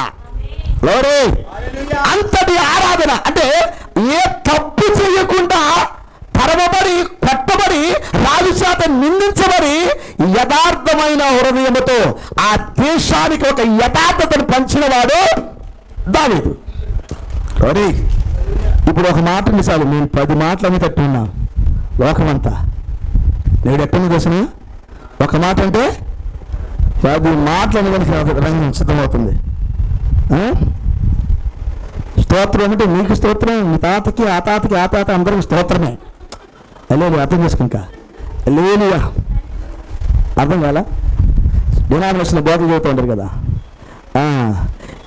చర్చికి వెళ్ళి చెట్లకు స్తోత్రం అంటారంట. ఇదేంటి కొత్త చెట్టు అనుకుని నీకు స్తోత్రమే, వాళ్ళకి స్తోత్రం వాళ్ళకి స్తోత్రం అంటూ ఉంటారంట వాళ్ళు. ఎందుకంటే ఈ స్తోత్రం అంటే వాళ్ళకి తెలియదు పాపం. లేదు. కానీ దావీదు మహారాజు కాలంలో ఆయన ప్రారంభ దినాల్లో ఒక యథార్థమైన హృదయాన్ని ఇశ్రాయేలు దేశానికి చూపించాడు ఆయన. సౌలుకు 2 సార్లు 3 సార్లు సౌలు దొరికితే చంపకుండా వదిలిపెట్టి తన యథార్థతను చెప్పినప్పుడు సౌలు ఏడ్చాడు. సౌలు ఏడ్చి, నా కుమారుడా దావీదు నువ్వేనా, ఈ స్వరం నీదేనా? అయ్యా నాకంటే నువ్వు నీతిమంతుడురా. అల్లుడా దావీదు అన్నా, నా కుమారుడా దావీదు ఈ స్వరం నీదేనా? నాకంటే నువ్వు నీతిమంతుడు అయ్యా. దేవుని నిత్యంగా దీవించు, నువ్వు రాజు అవుతావురా, రాజ్యాన్ని పరిపాలన చేస్తావురా, నువ్వు సౌలు దీవిస్తాడు ఒక రోజున. దేవుని చూసి అన్నాడు తెలుసా మాట, అతనిలోని యథార్థతను చూసి. హల్లెలూయా. దావీదులోని యథార్థతను చూసి ఇశ్రాయేలు దేశమంతా ఒకరోజు అన్నది, ఇశ్రాయేలు దేశమంతా ఆయన దగ్గరకు వచ్చి సౌలు చనిపోయిన తర్వాత ఒక మాట అంటారు, మేమందరము నీ ఎముకను అంటుకుని ఉన్నవారు, నీ ఎముకను అంటుకొని ఉన్నవారు మేమందరం నీకు రక్త సంబంధులమే, నీకు మేము లోబడతాం, మమ్మల్ని ఏలు అని సౌలు చనిపోయిన తర్వాత సమాజం అంతా దావీదు దగ్గరకు వచ్చి మోకరించింది. ఏంటంటే దావీదులో ఉన్న గొప్పతనం. దావీదు ప్రారంభ దినములో ఏదైతే జరిగించో అది జరిగించేదానికి యెహోషాపాతు తన దేశానికి నేర్పాడు. దేనితో బయటికి వెళ్ళాలనుకున్నాడు తెలిసిన? వాళ్ళ నాన్న ఆశ గారు, ఆయన సంపాదించిన ఆస్తి కావచ్చు, ఆయన చేసిన భక్తి జీవితం కావచ్చు, చాలా బాగున్నది కూడా. చివరిలో ఆయన కొంచెము తడబడ్డాడు. మరి ఈయన జీవితం ఎలా ఉంటుందో చూద్దాము. అయితే ఈయన ప్రారంభ దినాలలో ఆయన చక్కగా అన్నిటినీ దావీదు యొక్క ఆరాధన ప్రవేశపెట్టాడు. దావీదు చేసిన గొప్ప పని ఏంటంటే మనకు ఇంకా బాగా తెలుసు, ఆరాధనను ప్రవేశపెట్టాడు. మందసమును తీసుకొచ్చి ఇశ్రాయేలు దేశంలో, యూదా దేశంలో ఉంచాడు. నిజమేనా? అంటే దేవుడు తీసుకొచ్చి అక్కడ పెట్టాడు. దేవుడికి ప్రథమ స్థానం ఇచ్చాడు. దేవుని ఆరాధన చేయడానికి అక్కడ తీసుకొచ్చి ప్రజలందరినీ ఆ మందసమును గుర్తించి తెలియజేశాడు. ఈయన మన దేవుడు, ఈయన మనం పూజించాలి, ఈయనకి బరువు అర్పించాలి, ఇతనికి మన ధర్మశాస్త్రం ప్రకారంగా, ధర్మశాస్త్ర విధి ప్రకారంగా ప్రతిదీ జరిగించాలి, అప్పుడే మనం దీవించబడతామని ఆ దేశానికి ఆ ధర్మశాస్త్ర విధిని నేర్పిన వాడు దావీదు. నిజమేనా? అలా ఆయన చేశాడు. కానీ యెహోషాపాతు గారు వాటిని జ్ఞాపకం చేసుకొని రంగం మీదకి వెళ్ళాడు. హల్లెలూయా. దావీదు గారి దినాలలో ఇంకా ఒక అద్భుతమైనది, తన రాజరికమును ఆయన ఎంతగా ఇజ్రాయెల్ దేశానికి అందించాడంటే 40 సంవత్సరాలు తన యథార్థతను వదిలిపెట్టినవాడు కాదు. ఏ రాజు తన పాపములను బహిరంగంగా ఒప్పుకోవాలా, ఈ రాజు మాత్రమే బహిరంగంగా ఒప్పుకుంటాడు. ఏ రాజు కావ్యాలు రాసినట్లేదు, వాళ్ళ కొడుకు రాశాడు. ఎవరు? సొలొమోను గారు. కానీ ఈయన 150 కీర్తనలు ఉంటే 75 ఇంచుమించు 75 కీర్తనలు దాకా ఈయన రాశాడు. ఎవరు? దావీదు. అది గ్రంథమై, వాక్యమై కొన్ని లక్షల కోట్ల మంది ఆయన పిల్లలను ఆదరిస్తూ ఉంది ఈ రోజు కూడా. ఆయన అంత గొప్పవాడు చూడు. అంతటి ఆరాధన చేసి వాక్యముని స్థిరపరిచిన గనుడు ఆయన జ్ఞాపకం చేసుకొని అలాగానే చేయాలని యాజకులందరినీ పిలిచి, ధర్మశాస్త్రం చదివే వాళ్ళని పిలిచి ధర్మశాస్త్ర గ్రంథాన్ని తీసుకొచ్చి అక్కడ మందిరం దగ్గర ఉంచి దాన్ని చదివి వినిపించేవాడు, దాన్ని బోధించేవాడు. లేవీయుల్లో ఎవరైతే ఉన్నారో వాళ్ళందరినీ సమకూర్చి యెహోషాపాతు, ఈ గ్రంథములో వ్రాయబడిన ప్రతి మాట నా దేశంలో ప్రతి ఒక్కరికి వినబడాలి, మీరు వినిపించండి, మీరు బోధించండి అని వారికి ఆజ్ఞించినప్పుడు ఆ ధర్మశాస్త్రం బోధించడానికి పెద్దలందరూ పేర్లు కూడా రాశాడు. ఇక్కడ వాళ్ళందరినీ పిలిచి బాధ్యతలు అప్పగించాడు. వాళ్ళ పేర్లందరూ రాశారు. ఇక్కడ ఏ రాజకాలం ఇట్లా వాళ్ళ పేర్లు రాయలేదు. వాళ్ళ వాళ్ళందరూ వచ్చి ఆ ధర్మశాస్త్రాన్ని, ఆ దేవుని వాక్యమును అసలు ఇజ్రాయెల్ దేశంలో, ఆ యూదా దేశంలో ఉన్న ప్రతి పల్లెకు, ప్రతి గ్రామానికి వెళ్ళి వాళ్ళు బోధించారు. ప్రతి గ్రామానికి వెళ్ళి బోధించారు. నిజమేనా? ఏం సార్? ఓ హల్లెలూయా. 10వ వాక్యం చదువుతున్నాం. అమ్మాట చదవండి 10వ వాక్యం.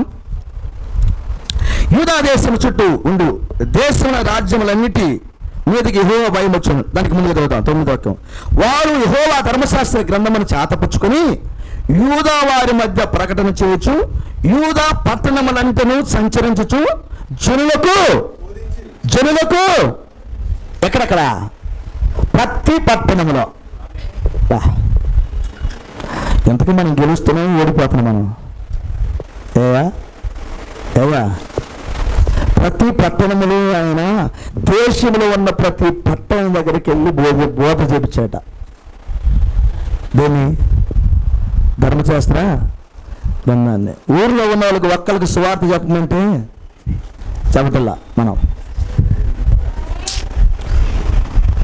నిన్న కూడా ఒక మాట చెప్పేది దీని గురించి చాలా బాధ వేసి నా మాట కూడా చదువుతుంటే, ఒక వ్యక్తిని చర్చిలోనికి వచ్చేటట్టు,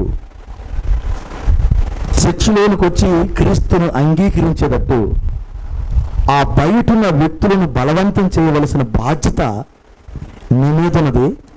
అదే వధువు యొక్క లక్షణం అన్నాడు ప్రవక్త. ఆ చుట్టుపక్కల ఎక్కడెక్కడైతే జీవం లేని వారు, అనగా లోకంలో ఉన్నవారు ఉన్నారు, వాళ్ళకి జీవాన్ని అందించి వారిని చర్చికి వచ్చి క్రీస్తును స్వీకరించేటట్టుకు చేసి వారికి క్రీస్తును అందింపజేసేదే వధువు. అది వధువు లక్షణం అన్నాడు ప్రవక్త. అలా వధువు చెయ్యాలి. ఇప్పుడు ఆ యెహోషాపాతు యూదా ఆ పట్టణంలో ప్రతి పల్లెకు బోధించే వారిని పంపాడా? వెళ్ళారా? అన్ని పట్టణానికి వెళ్ళారు. హల్లెలూయా. ఆ వెళ్ళిన వారిలో బెన్హాయిలను, ఓబద్యాను, జకారియాను, నెతానీయులను, మీకాయను, షమయాను, నెతన్యా, జబద్యా, ఆషయేలు, షమిరామోతు, యెహోనాతాను, ఆదోనియా, టోబదోనియా అని లేవీలు, యాజకులైన ఎలీషామాను, యెహోరామును పంపెను. వీళ్ళంతా కూడా ఆ పట్టణాలకు వెళ్ళి వాళ్ళతో కొంతమంది తీసుకెళ్ళి ధర్మశాస్త్రాన్ని చదివి వాళ్ళ దేవుడు ఎంత గొప్ప దేవుడో, వాళ్ళ దేవుడు చేసిన కార్యాలను వివరించి పట్టణంలో ప్రతి ఒక్కరికి ఎదురు చేశారు. ఇప్పుడు మనం ఏం చేస్తాం చెప్పండి? మన డ్యూటీ ఇది వదువా? దేవాదేవుడు ఈరోజు నిన్ను ఎన్నుకుని దేనికి? మీరున్న పల్లెలలో ఆయన ప్రవక్త ఒక మాట అన్నాడు, నీ ప్రసంగం కంటే కూడా, నువ్వు చెప్పేదానికంటే కూడా నీ జీవితం బాగుండాలి, నీ సాక్ష్యం బాగుండాలి, నీ సాక్ష్యమే ప్రసంగం అన్నాడు. కనీసం ఇతరులు తప్పలేకపోయినా మనము చక్కగా ప్రవక్త ఒక మాట అన్నాడు, భక్తుడు భక్తిహీనుడు తేడా ఏంటన్నాడు. అంతేనా? ఏడన్నాడా? భక్తుడు భక్తిహీనుడుకు తేడా ఏంటి? ఇంతకు నువ్వు భక్తుడుగా?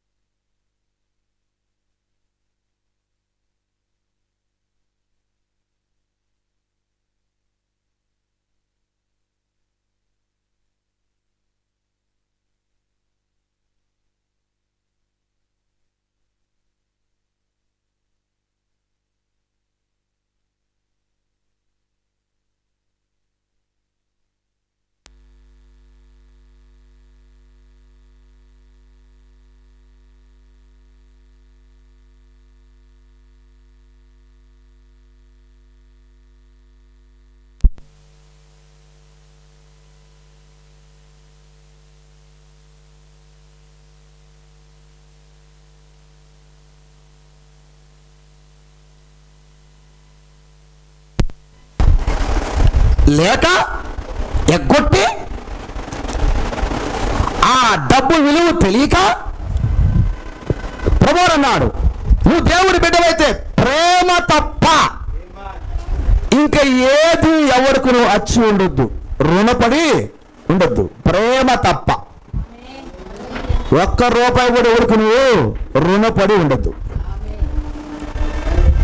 సాధ్యమైతే రూపాయి తీసుకెళ్ళిచ్చిరా, వాడికి నువ్వు రుణపడి ఉండదు. భక్తిహీనులు అప్పు చేసి తీర్చరట, తీర్చలేరు.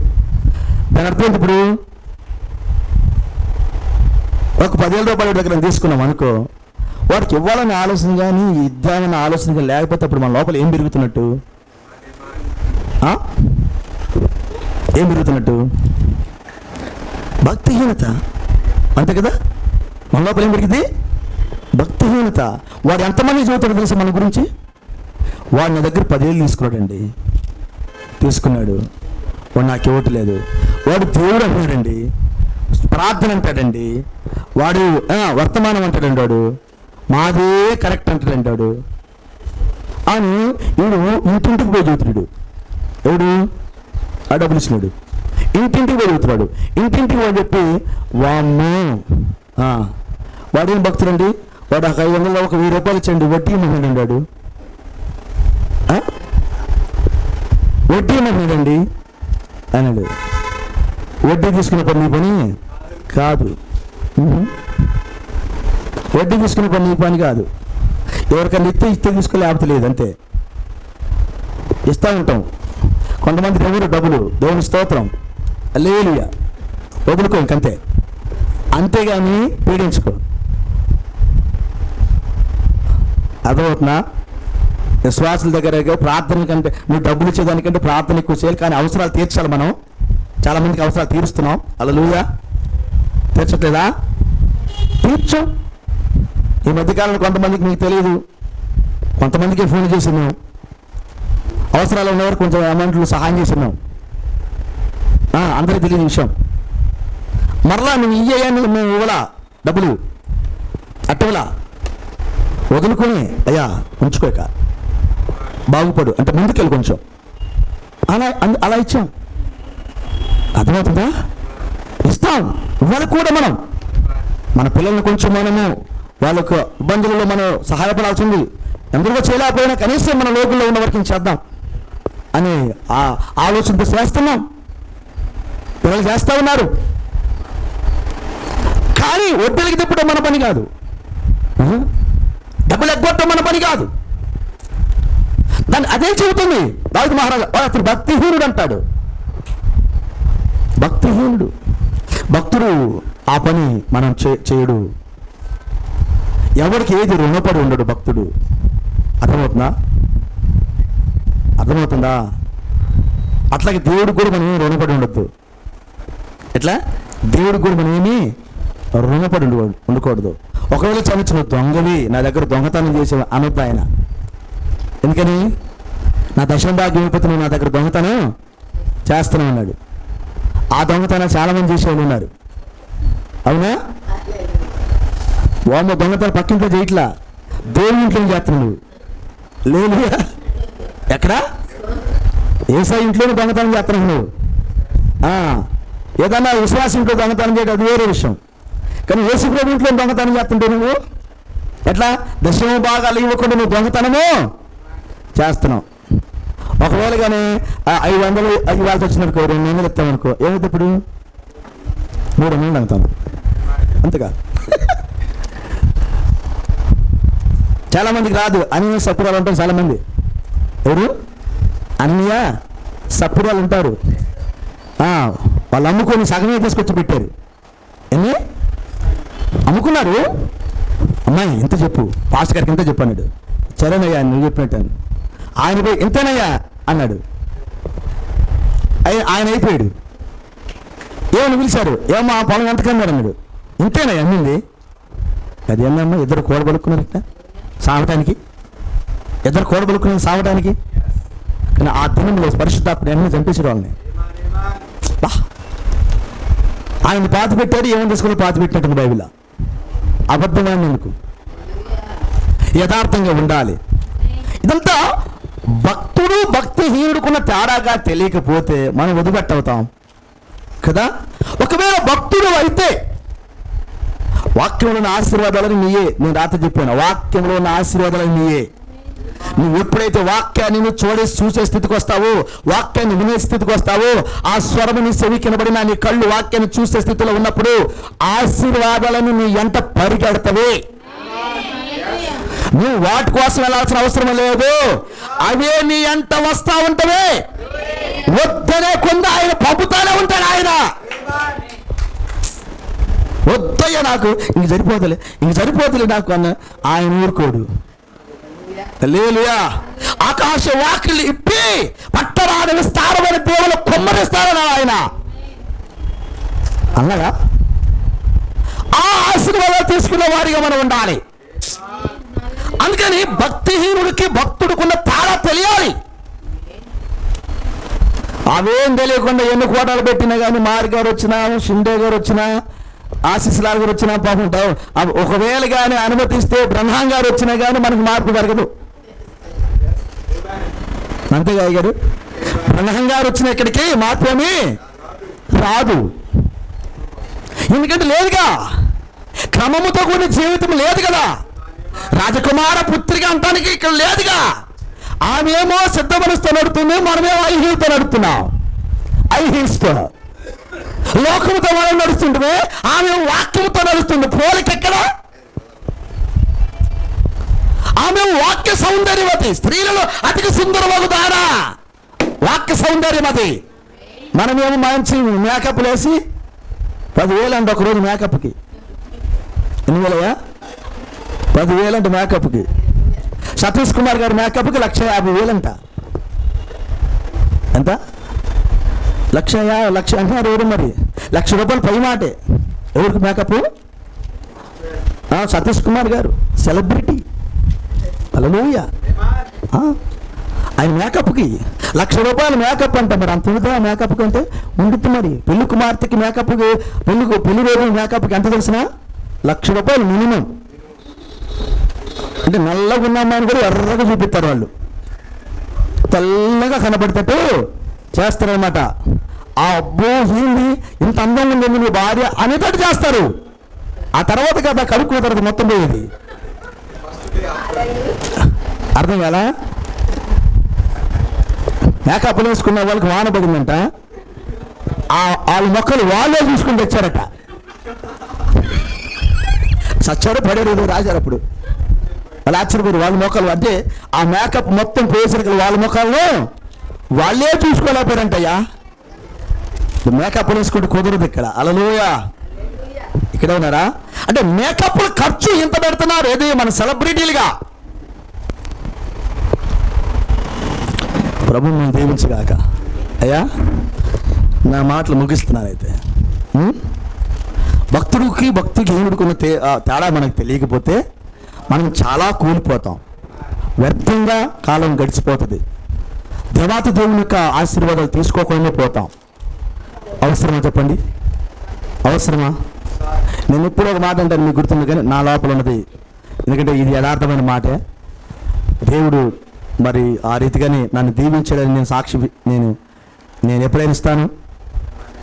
నాకు ఎలాంటి యథార్థత ఉందంటే, అంటే నేను ఎప్పుడూ చెబుతాను ఈ మాట, ఈరోజు కూడా మాట్లాడుతున్నాను మరోసారి. అంటే నా దగ్గర ఉన్నదంతా దేవుడి కొరకు పెట్టాలన్న ఆశ పూర్తిగా ఆయనకు అప్పగించి ఉంటానేనట. నీ ఇష్టం, ఇది మొత్తం వాడుకోవడానికి నీకు. నా పిల్లలు ఇస్తారో ఎవరో అది పక్కన పెట్టు, కానీ నా దగ్గర ఇది ఉంది, ఇదంతా వాడతా ప్రభువా. దాని గురించి కొంచెం కూడా ఎన్నిక తిరిగి ప్రసక్తే రాజీ పడినాం. కానీ మీకు నేర్పాలని అన్నీ నేర్చుకోవాలి మీరు. అలా పెట్టి ఈరోజు కాదండి, ఎన్నో సంవత్సరాల నుంచి కోటాలు పెడుతున్నప్పుడు నాకున్నదంతా అక్కడ పెట్టుకుంటా నేను. ఈ రోజుకి ఆహారం ఉంటే చాలు, వస్త్రం ఉంటే చాలు, ఇంకేమీ లేకపోయినా దేవుడి స్తోత్రం.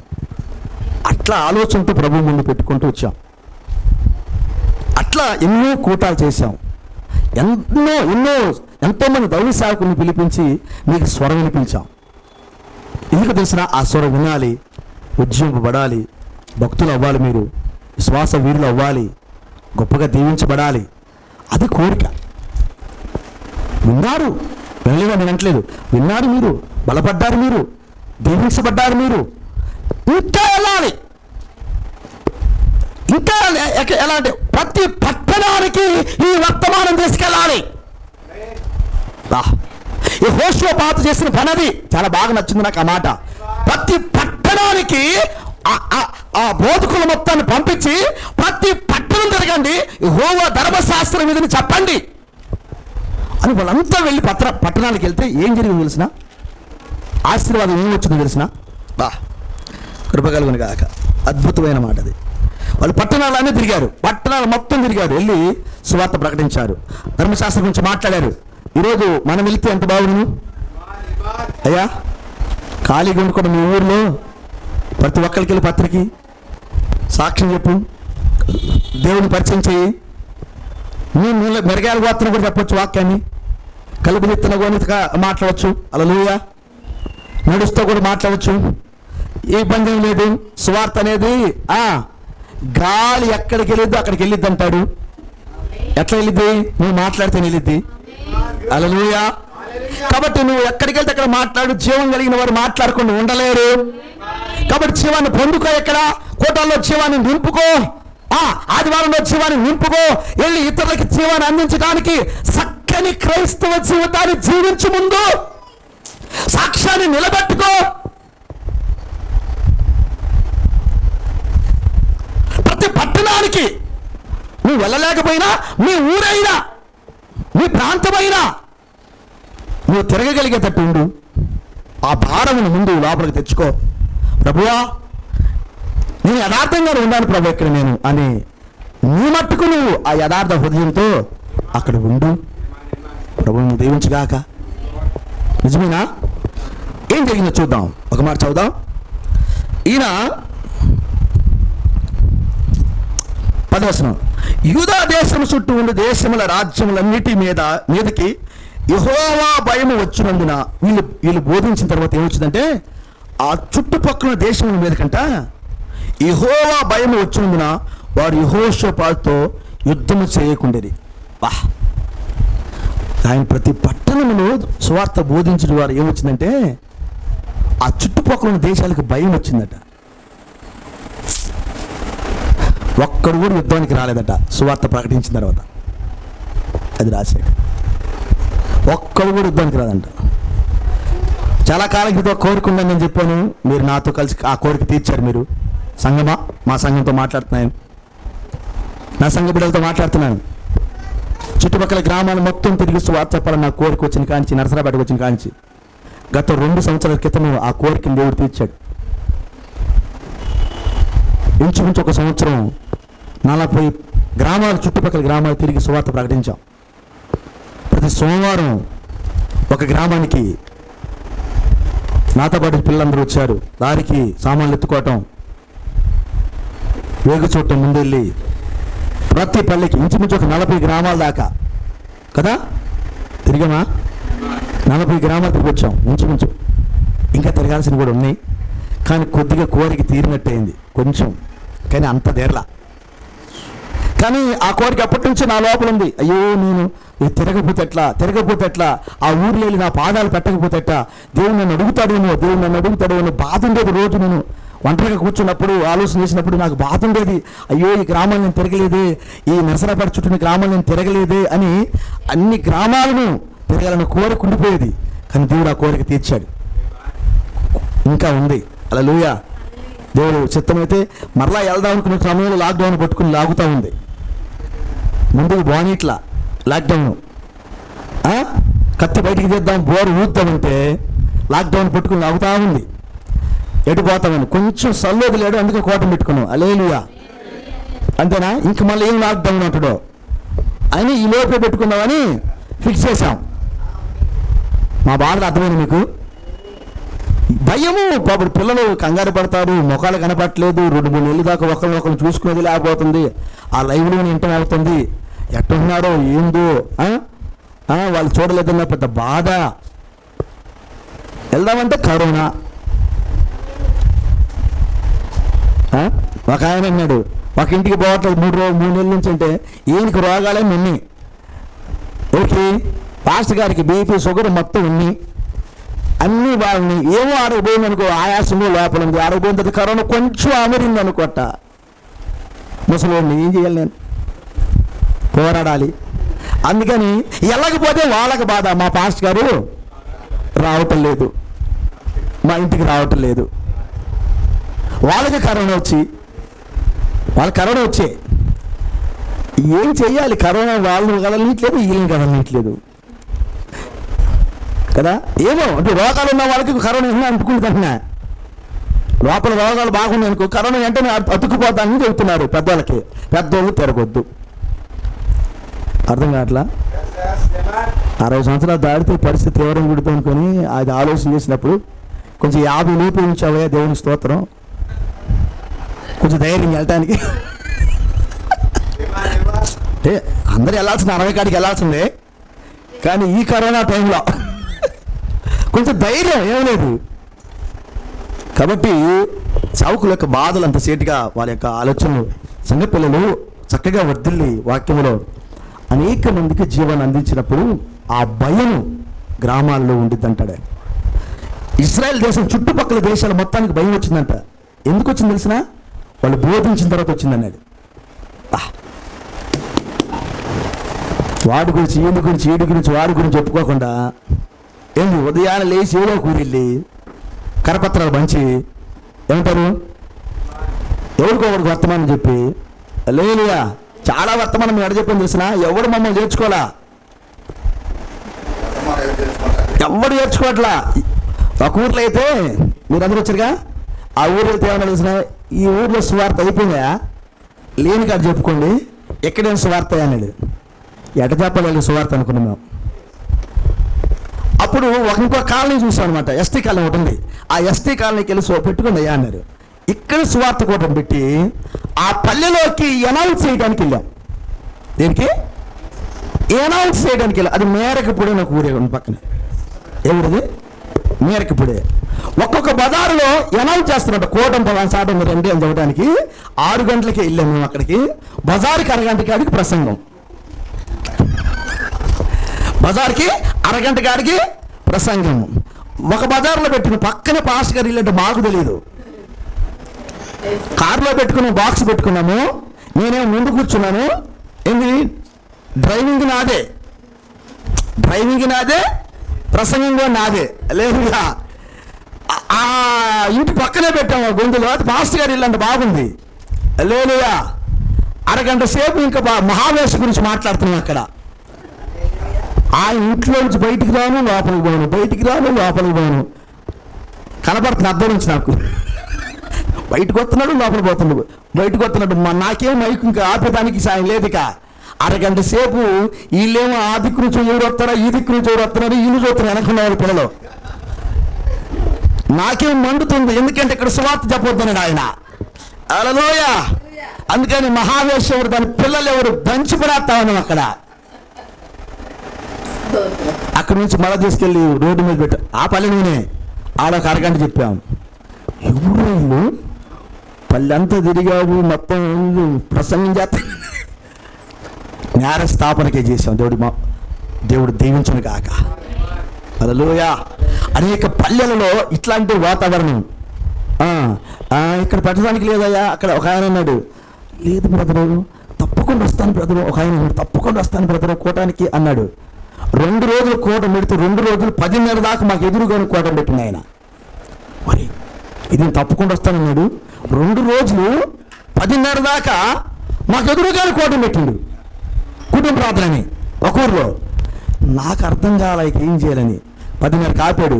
10:30 నుంచి మెసేజ్ తీసుకున్నాను నేను. లేదుగా 10:30 నుంచి మెసేజ్ తీసుకున్నాక అరగంట సేపు మెసేజ్ చేసాం. వాడు అనుకుంటే ఇంకా ఈ రోజు లాస్ట్గా వెళ్ళిపోతారు అనుకున్నాం. అంటే వినపడకుండా చేయాలని 10:30కి మరలా మేము మెసేజ్ స్టార్ట్ చేసి 11:15 దాకా ప్రసంగం చేశా. ఇది వర్తమానం ఈ కాలానికి. ఎందుకు అలాంటి పనులు చేస్తామంటే చెయ్యాల్సిన బాధ్యత మన మీద ఉన్నది. హల్లెలూయా. ఇశ్రాయేలు దేశమంతా తిరిగి వచ్చి యెహోషాపాతు ఉన్నప్పుడు యెహోవా భయము చుట్టుపక్కల దేశాలకి కలిగినప్పుడు వాళ్ళు యుద్ధానికి రాలేదట. వాళ్ళు యుద్ధానికి రాకపోగా శత్రువులు ఆయనకి కానుకలు ఇచ్చారట. ఎవరు?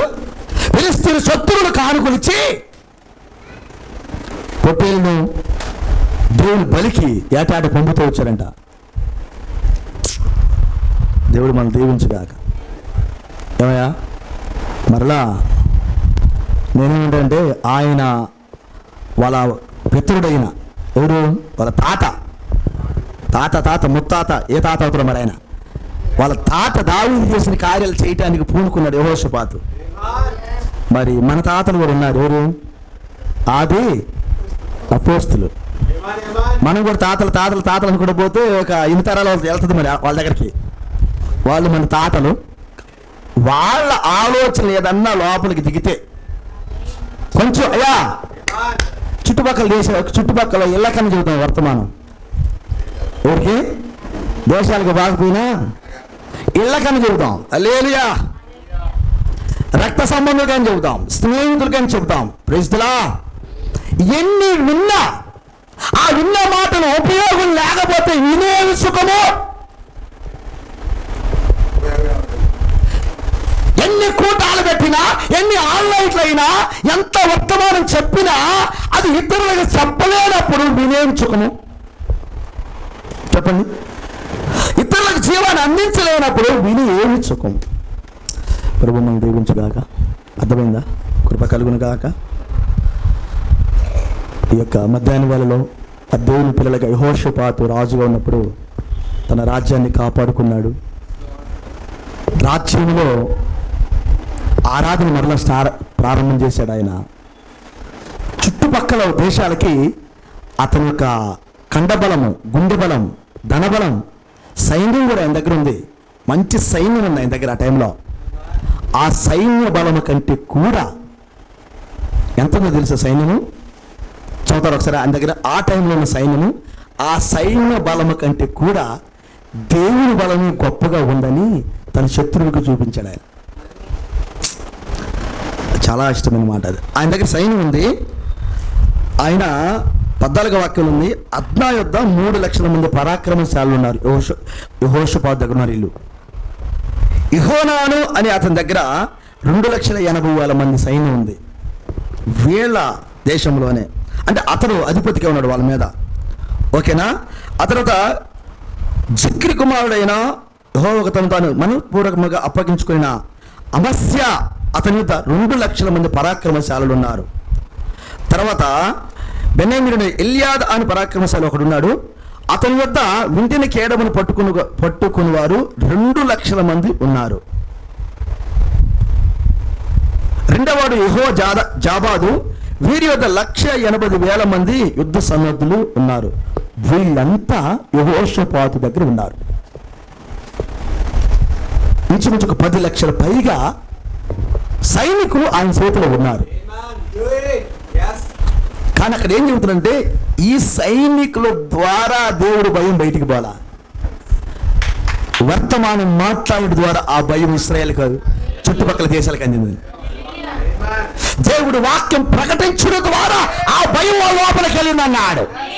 వాళ్ళ దేవుడు ఎంత పరాక్రమ కలిగిన దేవుడు ఆయన, ఎంత గొప్ప దేవుడు ఆయన, ఎంత ప్రేమ కలిగిన దేవుడు ఆయన, ఎంత రక్షకుడు ఆయన. ఇశ్రాయేలుకు జరిగిన ఆ కార్యములను చదువుకుడు ద్వారా, వాళ్ళు వినుడు ద్వారా, అవును మోషేకి జరిగిందా, ఓకే మోషే గారికి జరిగిందా, ఎంత గొప్ప దేవుడు వాళ్ళ దేవుడు. ఎర్ర సముద్రం చీలిపోయిందా, ఎరుకోగోడలు కూలిపోయినా. ఈ కార్యాలు చదివిన వాళ్ళు అక్కడ, ఇవే చెప్పిన వాళ్ళు అక్కడ బయటికి వెళ్ళి వాళ్ళ దేవుడు గొప్పతనాన్ని సాటినప్పుడు చుట్టుపక్కల దేశాలకు భయం పుట్టిందట. ఇంత గొప్ప దేవుడు వాళ్ళకుంది. ఈరోజు నన్ను చేయమన్నది ఆయన. భక్తుడిగా, భక్తిహీనుడిగా కాదు, భక్తుడిగా దేవుడు వాక్యం నింపబడి, వాక్యం చేత నింపబడి, ఇక్కడ వాక్యం తీసుకొని, ఆరాధనలో వాక్యం తీసుకొని, ఆదివారం వాక్యం తీసుకొని, ప్రత్యేకమైన కూటాల్లో వాక్యం నింపుకొని, ఇతరులకెళ్ళి, ఇతర పట్టణాలకెళ్ళి, ఇతర గ్రామాలకెళ్ళి సాక్షిగా ఉండు. నశించిపోయే ఆత్మను ఆకర్షించేదానికి సాక్ష్యపు పాత్రగా ఉండు. ఇంపైన సువాసన కలిగిన సాక్ష్యాన్ని వదిలిపెట్టు. యథార్థ హృదయాలతో ఉండండి.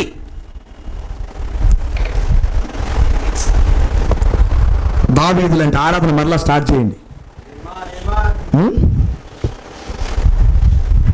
సౌలు కాలంలో మందస్సాన్ని గురించి ఆలోచన లేదు. దావీదు రాజు కాగానే ఆయన మొట్టమొదటి ఆలోచన మందస్సం ఎక్కడా అని. మందస్సం ఎక్కడ, దేవుడు ఎక్కడ, వాక్యం ఎక్కడ. ఈ కాల ప్రవక్త రంగంలోకి వచ్చిన తర్వాత చేసిన పని ఏంటో తెలిసిన, సంఘ శాఖల్లో ఆయన బయటకు వచ్చిన తర్వాత చేసిన పని ఏంటో తెలిసిన, వాక్యం ఎక్కడుందో చూశాడు ఆయన. వాక్యాన్ని రంగంలోకి తీసుకొచ్చాడు ఆయన. ఇదిగో వాక్యం, ఇది అపోస్తుల బోధ. అపోస్తుల బోధ అంటే ఇదే, ఇదే పరలోక రాజ్యం తీసుకెళ్లే దారి, నిచ్చెన ఇదే అని అపోస్తుల బోధన ప్రపంచానికి చూపించడానికి రంగం మీదకి వెళ్ళాడు ఈ కాల వర్తమానికుడు. సంఘ శాఖలకు ఏం చెప్పాలి తెలిసిన, తన గురించి చెప్పలేదు, దేవునికి వాక్యం గొప్పతనాన్ని గురించి చెప్పాడు సంఘ శాఖలకి. ఆయన కొన్ని లక్షల స్వస్థత చేయడానికి పాత్రగా వాడబడ్డారు, కానీ తను చూపించుకోలేదు. ఆయన తనను చూపించుకోలేదు. ఇటీవల కాలం జాన్ వెస్లీ అనే ఒక ఆయన, రాజమండ్రి జాన్ వెస్లీ ఆయన మన ప్రవక్త మీద కామెంట్ చేశాడు. మార్క్ గారు కూడా దాని కామెంట్లు దానికి చక్కగా ధీటుగా సమాధానం చెప్పాడు. మెసేజ్ అయింది, అది విన్నాం. మాట్లాడాల్సిన బాధ్యత మనకు కూడా ఉంది. ఎందుకు తెలిసిన, దేవుని పిల్లల మనం కూడా కాబట్టి. ఇకాల ప్రవక్త వర్తమానం, అతను చెప్పిన వర్తమానం కాకపోతే అతను వర్తమానంగా నమ్మాల్సిన అవసరం లేదు. కానీ వాక్యం చేత రుజువు చేయబడిన ప్రవక్తే విలియం మ్యారియన్ బ్రన్హాం. వాక్యం చేత రుజువు చేయబడిన ప్రవక్త. ఏ కోణములైనా సమాధానం చెప్పడానికి రెడీయే. ఏ కోణమైనా ఆయన వాక్యం కానిది చేయలేదు. ఏ కోణంలోనైనా. ఈ కోణంలో ప్రవక్త ఎస్ చెప్పబోతు నమ్మకు. మరి అంత గొప్ప వాక్యంలో నుండి చూపించిన ఒక గొప్ప వర్తమానికుడు ఆయన. తన గురించి ఏం చెప్పలేదు ఆయన. మరి అంత గొప్ప బోధకుని ఇప్పుడు పౌలు చూడండి అంటే ఊరుకుంటాం మనం. ఎందుకు? పౌలు భక్తుడు. ఎస్ ఊరుకోం. వాక్యంలో నుంచి వచ్చిన ప్రవక్త ఈ కాల వర్తమానికుడు. ఆయన ఫోటో పెట్టి మాట్లాడాడు. ఆయన ఈ తప్పు బోధలు చేశాడు, ఆ తప్పు బోధ చేశాడు. ఒక మాటలో ఆయన గురించి ఏం చెప్తుంటే ఆయన ఏమి స్టడీ చేయలేదు. జాన్ వెస్లీ అనే వ్యక్తి అంతే. కానీ బైబిల్లో ఒక మాట ఉంది, ఏమంటే ఒక నిజమైన వ్యక్తి ఎప్పుడు పాపాన్ని ఖండిస్తాడు. అందుకని ప్రజలకు అతడంటే ఇష్టం ఉండదు. ఒక నిజమైన వ్యక్తి పాపాన్ని ఇప్పుడు ఖండిస్తాడు. ఆ కారణం చేత సమాజానికి అతడంటే ఇష్టము ఉండదు. ఈ కాల వర్తమానికుడు చేసిన పని అదే. ప్రతి వ్యక్తి పాపాన్ని ఖండించాడు ఆయన. ప్రతి సంఘ పాపాన్ని ఖండించాడు ఆయన. ఎక్కడ తప్పు జరిగిందో ఖండించాడు ఆయన. తన ఇంట్లో పాపం జరిగినా, తన బిడ్డలో పాపం జరిగినా ఊరుకో ఖండించాడు ఆయన. ఆ కారణం చేత ఆయన వర్తమానికుడు అయ్యాడు. అందుకే ప్రపంచం ద్వేషించింది ఆయన్ని. జాన్ వెస్లీ గారు ద్వేషించడం పెద్ద విశేషమేం లేదు.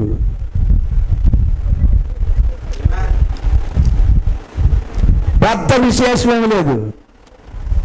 ఈయనంతా ఒక చిన్న సంఘం ఉంది. ఈయన తల్లి సంఘం ఒకటి ఉంది. ఎవరు? Roman Catholic church. వాళ్ళ తల్లికే కౌంటర్ వేశాడు ఆయన. ఈ కాలపు వర్తమానంలో వాళ్ళ తల్లికే కౌంటర్ వేశాడు. తల్లి సంఘానికే కౌంటర్ వేశాడు ఆయన. నువ్వు ప్రపంచాన్ని పాడు చేసిన మహావేషుడు అన్నాడు. నువ్వెంత ఆయన లక్షణాలతో పుట్టినడు. నువ్వు ఎక్కడున్నావు సార్? ఎడమా నువ్వు? తల్లికే లేదు. మహావేశానబడిన రోమన్ కాథలిక్ చర్చికే లేదు. ఏంటి? ఆయన ఎదుర్కొనే దమ్ము. ఆయన కాలంలో మాట్లాడితే ఎదురు నిలబడలా. అమెరికా దేశంలో నిలబడి మహావేశ రోమన్ కాథలిక్ అని ప్రకటన చదివి వినిపిస్తే నోరు మూసుకొని కూర్చొని అక్కడ. ఎందుకు తెలుసా? ఈ కాలపు ప్రవక్త కాబట్టి ఆయన, ఈ కాలపు వర్తమానికుడు కాబట్టి ఆయన. అప్పుడే నోరు తెలవని నోరు, ఇప్పుడు నోరు తెలిసేది. ఆయన పిల్లలు లేరనుకున్నామండి ఇక్కడ. ఆయన పిల్లలు లేరనుకున్నామండి ఇక్కడ. దేవుడు పిల్లలు లేరనుకున్నామండి ఇక్కడ. ఏది పడితే చెబితే చెల్లిది అనుకుంటున్నామండి. ఊరుకునే ప్రసక్తే లేదు. ఊరుకునే ప్రసక్తే. మా పితరులు ఈ వాక్యం కొరకు చచ్చిపోయారు. మేము దానికోసం వచ్చాము ఇక్కడికి. హల్లెలూయా. అరసరబాట్లో ఉన్న పాస్టర్లందరికీ తెలుసు ఒకటి. ఏం తెలుసు తెలిసిన? సరదండ థియేటర్ పక్కన ఒక ఆయన ఉంటాడు.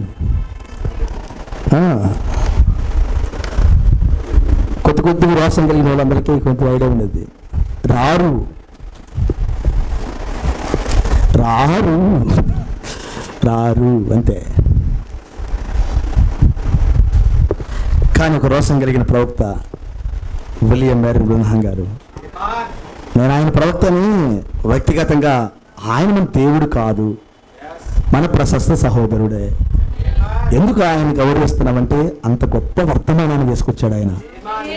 ఆ పాత్ర నుంచి మాట్లాడాడు దేవుడు. అందుకే ఆయన గౌరవించాం. ఆయన మనకు దేవుడు కాదు. ఆయన పూజ చేయాల్సిన అవసరం మనకు లేదు. జస్ట్ ఆయన మన సహోదరుడే. ఇప్పుడు నేను మీకు వర్తమానం చెబుతున్నంత మాత్రం నేను దేవుణ్ణా అవుతానా? చెప్పండి. మీ సహోదరుడు నేను. నా డ్యూటీ ఇది. నా డ్యూటీ నేను చేస్తాను అంతవరకే. మీ డ్యూటీలు మీకున్నాయి, మీ డ్యూటీలు మీరు చేస్తారు. ఈ ప్రవక్త డ్యూటీ ప్రవక్తదే, ఆ స్థానానికి గౌరవించామంతే. అందుకని ఆయన దేవుని చేయలేదు, ప్రభువుని దీవించిన కాక. కానీ ఉన్నతమైన వర్తమానం ఈ లోకానికి అందించిన ఒక మంచి సహోదరుడు విలియం మేరన్ బ్రన్హామ్. ఆయన ఫోటో ఎందుకు పెట్టుకుంటా తెలిసిన ఇంట్లో? ఈ కాల ప్రవక్త ఇతనని మన పిల్లలకు చెప్పడానికి. ఈ కాలం మన ప్రవక్త అని చెప్పడానికి ఆ ఫోటో మనకు అందుబాటులో ఉంది. మన మోషే గారి ఫోటో అందుబాటులో ఉండి పెట్టేవాళ్ళం అక్కడ.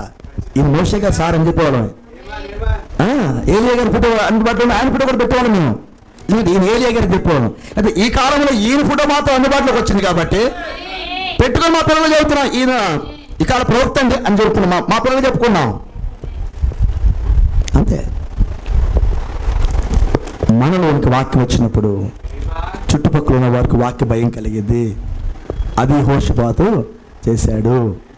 దేశంలోనికి వాక్యం తెచ్చాడు, వాక్య పునాదులు మరలా చూశాడు, ఆరాధన ప్రారంభం చేశాడు, వర్తమానాన్ని చదివించాడు, గ్రంథాలు చదివించాడు, చదివే వారిని బోధించేవారు రంగం మీద తీసుకొచ్చాడు.